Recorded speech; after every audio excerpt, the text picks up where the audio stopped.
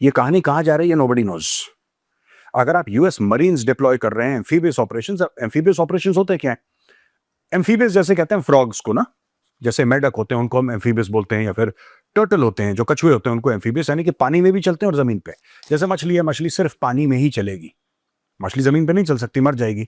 Amphibious वो जानवर हैं जो दोनों पानी में और जमीन पे चलते हैं, ये एम्फीबियस हैं। तो एम्फीबियस ऑपरेशंस क्या होते हैं फौज के, और इसमें यूएस मरीन्स जो हैं they are past masters. 2-2.5 century से यही काम करते चले आए हैं, 2 सेंचुरी से यूएस मरीन हर जगह एम्फीबियस ऑपरेशंस और असॉल्ट ऑन बीचेस वगैरह, यानी कि पानी से आएंगे ये लोग।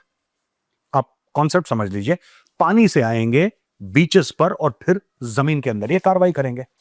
That is in a sense what they mean by amphibious operations. तो क्या हम ये समझें कि कुछ दिनों के बाद खड़ग आइलैंड के ऊपर जो बॉम्बिंग हुई थी वो टारगेट को सॉफ्टन अप करने के लिए करी थी? जैसे कि हम लोगों को सिखाया जाता है इन्फेंट्री में कि जब आप ऑब्जेक्टिव को असॉल्ट करते हैं तो आर्टिलरी शेलिंग होती है। आर्टिलरी शेलिंग पहले टारगेट के ऊपर जो डिफेंसेस होते हैं दुश्मन के, उसके ऊपर वो when it hits the defences it softens up the defences, फिर इन्फेंट्री जाती है और इन्फेंट्री कब्जा करती है उसके ऊपर। एक एक एक कॉन्सेप्ट है, एक आइडिया है। So that is what I am talking about. क्या हम खड़ग आइलैंड पे जो हमला करा है हवाई जहाज से, हम उसको वैसे ही माने? बिकॉज वहां पे ऑयल, अब देखिए ना, बात यह है कि आपने मार दिया, आपने खूब बम मारे, आपने हजारों बम मारे और आपने मिलिट्री इंफ्रास्ट्रक्चर को खड़ग आइलैंड पे तबाह कर दिया। डन, वेरी गुड, शाबाश। नेक्स्ट स्टेप क्या है? What is your next step भाई? जब तक बंदे वहां पे नहीं होंगे, जब तक कोई उस आइलैंड को पकड़ के नहीं रखेगा, तो फिर क्या फायदा है? Then what is the point of bombing the island? क्योंकि उस आइलैंड की वैल्यू क्या है? That is not real estate. उस आइलैंड की वैल्यू है कि उसके अंदर तेल है, और उस तेल की वैल्यू है कि ये ईरानियन रेजिम को प्रॉप अप करके रखता है। उस आइलैंड की ये वैल्यू है कि 90% of Iran's exports go through Kharga island. तो somebody must control that island and you can never, air force can't control piece of land. Yes, air force can carry out precision strike, strategic bombing, ये सारी की सारी चीजें air force करती है, बखूबी करती है, किसी भी देश की हो। लेकिन आपको जमीन पे तो इन्फेंट्री वाला चाहिए ना जो कैप्चर करे। या तो आप ये कह रहे हैं कि 2-2.5-3 हजार बंदे आपके जाएंगे और खड़ग आइलैंड पे जाएंगे और वहां पे कैप्चर कर लेंगे आइलैंड को, और फिर उसको डिफेंड किया जाएगा। फिर वहां पे आप जो है एंटी एयरक्राफ्ट आप अपने सिस्टम्स लगाएंगे, and then you will hold on to the island and that island will become the base for further operations into mainland Iran. या तो आप ऐसा सोच रहे हैं? क्योंकि अगर आप खड़ग आइलैंड को ऐसे ही छोड़ दे, आपने बम मारे, आपने खड़ग आइलैंड पे बम मारे, आपने खूब बम मारे वहां पे, ओके, आपने परसों फिर मार दिया, फिर एक हफ्ते बाद मार दिया, इससे होगा क्या? आपने जो ईरानियन मिलिट्री इंफ्रास्ट्रक्चर है उसको आपने बर्बाद कर दिया। आप खुद कह रहे हो बर्बाद कर दिया। जो बर्बाद हुई चीज है उसके ऊपर फिर बम मारोगे, क्या फायदा? क्योंकि आप उसके तेल को तो मार नहीं रहे हो, और तेल अभी तक वहां पे जिंदा है, और ईरान कुछ ना कुछ तरीका निकाल लेगा उस तेल को निकालने का।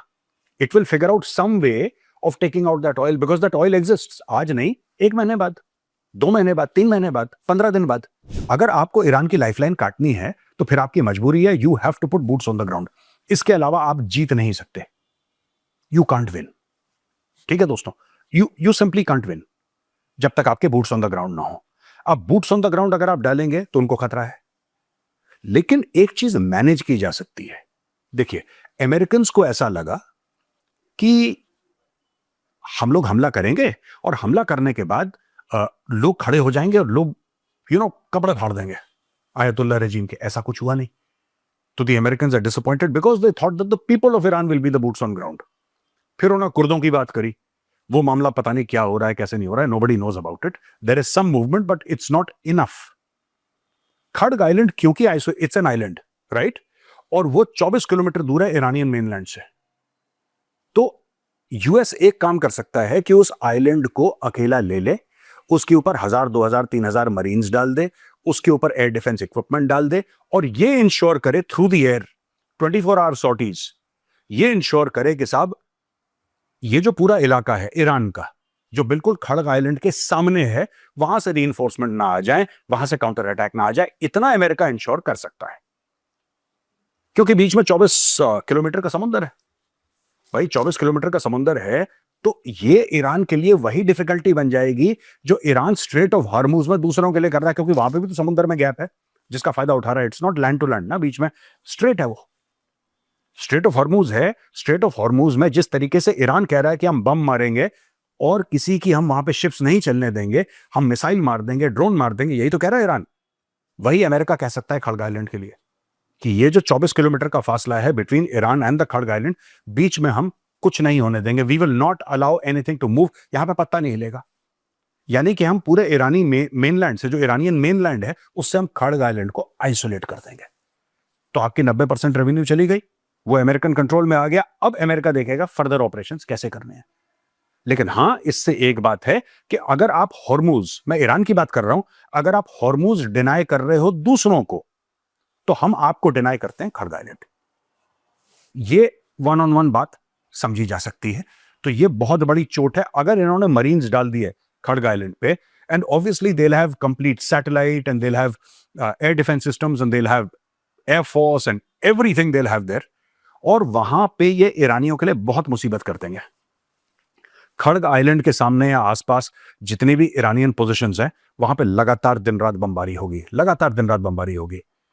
और एक और चीज दोस्तों, मैं आपको बता दूं, खड़ग आइलैंड पे आप आर्टिलरी अगर डालते हैं, अगर वहां पे आर्टिलरी डालते हैं, अमेरिकन अपनी होविट्जर्स डालते हैं, अगर अपनी मीडियम गन्स भी डालते हैं, मैं सिंपल मीडियम गन्स की बात कर रहा हूं, 155 mm, they can indefinitely bomb, they can indefinitely bomb Iranian positions.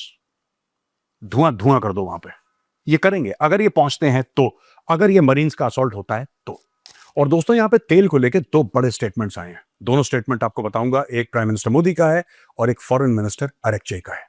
Prime minister Modi ने बोला है कि ईरान दोस्त है हमारा, और ईरान ने हमें यह प्रॉमिस किया है कि जो भारत के जहाज हैं वो स्ट्रेट ऑफ हॉर्मुज से वो जाने देगा। ये प्रधानमंत्री का स्टेटमेंट है और प्रधानमंत्री ने बोला है कि हमारी बात हो गई है, they have spoken, prime minister Modi has spoken, doctor S Jaishankar has spoken, everybody spoken about this. हमारे एम्बेसीज एक दूसरे के जो देश में हैं वो लोग यही बातें कर रहे हैं कि अब एक मैकेनिज्म है कि इंडियन शिप्स हैं, इसमें तिरंगा लगा हुआ है, इनको ना छेड़ा जाए, इनको बिल्कुल हाथ ना लगाया जाए, ये ऐसे जाएंगे। ठीक है। अब दोस्तों, ये लड़ाई कैसे भी खत्म होती है मुझे नहीं पता क्या होगा, वी कैन ओनली गैस, हम लोग गैस कर सकते हैं और तो कुछ नहीं कर सकते। ये लड़ाई कैसे खत्म होगी नोबडी नोज। पर एक बात तय है, ये रीजन बहुत समय तक अनसेटल होगा। एक बार ईरान ने यह करके दिखा दिया कि आप हॉर्मूज को चोक कर सकते हैं और ग्लोबल ट्रेड को इंपैक्ट कर सकते हैं। अब ये ईरानियन रेजिम, मानिए फॉर एग्जांपल ये नहीं रही, let's say this regime does not exist tomorrow, there is something else, this handle will always be in the hand of whoever is in that region कि यार ऐसा हुआ था, this can be done again, right? Courts में कहते हैं ना, एक लीगल लैंग्वेज में कहते हैं प्रेसिडेंस। तो जब भी कोई वकील अपनी दलील देगा तो वो कोर्ट करेगा प्रेसिडेंस कि सर ऐसा ही केस पहले हुआ था और उस फलानी हाई कोर्ट ने, हमारी सुप्रीम कोर्ट ने, the honourable courts have given this sort of judgment in this case. तो उसकी आर्गुमेंट बटरेस हो जाती है। यही बता रहा हूं, स्ट्रेट ऑफ हॉर्मुज का दोस्तों यही खेल होने वाला है। चलिए, मैं कह रहा हूं शांति हो जाएगी 10 साल के लिए। कोई आगे आएगा जो कहेगा कि यार अच्छा 2026 में ये हुआ था और हमने दुनिया की चीखें निकाल दी थी, we can do this again. ये एक मॉडल बन के तैयार हो गया दोस्तों, इसका प्रेसिडेंस रहेगा और आगे चल के ये इस्तेमाल हो सकता है। लिहाजा भारत को, अभी मोदी जी कह रहे हैं कि जहाज आ जाएंगे आराम से और इंडियन फ्लैग जो फ्लाई करेंगी सब कुछ हो जाएगा, और हो भी जाएगा। मोदी जी ने बोल दिया डेफिनेटली हो जाएगा। लेकिन आगे चल के we have to be careful, क्या हमें दूसरा रूट चाहिए? क्या हम ऐसा कर सकते हैं कि सऊदी अरब और ओमान से लेके फिर ओमान के थ्रू हम मुंबई भेजें? क्योंकि ओमान में जो पोर्ट है वो बिल्कुल मुंबई की डायरेक्टली स्ट्रेट लाइन में है। वो जो पोर्ट है, ये मैंने कल भी समझाया था आपको, वो स्ट्रेट लाइन में है मुंबई के। या तो हम ऐसा कर सकते हैं कि ऑल्टरनेट रूट थोड़ा सा महंगा होगा, देख लेंगे, है ना, देख लेंगे। अब दोस्तों, जो दूसरा स्टेटमेंट आया अब्बास अरेक्ची साहब का आया है, जो कि फॉरेन मिनिस्टर हैं ईरान के, और उनका ये कहना है कि यार अमेरिका भी बड़ा अजीब है। कल तक आप कह रहे थे भारत को कि तुम मत खरीदो तेल, तुम रूस का तेल मत खरीदो, अगर तुमने खरीदा तो हम तुम्हारे ऊपर टैरिफ लगाएंगे 25%, तो तुमने लगाए भी। आज तुम उसी भारत को कह रहे हो कि प्लीज यार रूस का तेल खरीद लो। ये तुम्हारी पॉलिसीज हैं कैसी? अच्छा, जो अरेक्ची साहब कह रहे हैं फॉरेन मिनिस्टर ईरान के, वही बात, वो कंफ्यूजन मेरा भी है, मुझे भी समझ में नहीं आया। क्योंकि ये बात जो बाइडेन से शुरू हुई थी जब ट्रंप प्रेसिडेंट नहीं था, राइट? जो बाइडेन था प्रेसिडेंट, जो बाइडेन ने भारत को बोला कि रूस से तेल खरीदो, भारत ने रूस से तेल खरीदा। जब भारत ने रूस से तेल खरीदा, वहां पे चुनाव हो गया अमेरिका में, ट्रंप बन गया प्रेसिडेंट। जैसे ही ट्रंप आया तो ट्रंप ने बोला तुम तेल क्यों खरीद रहे हो? हमने बोला कि नहीं, ये तो जो बाइडेन की सरकार ने बोला था कि हेल्प करो, तो हमने हेल्प करी। नहीं नहीं नहीं, ये सब गलत है और आप लोग गलत हो और जो बाइडेन गलत है और जो बाइडेन को तो यही नहीं पता वो क्या कर रहा है।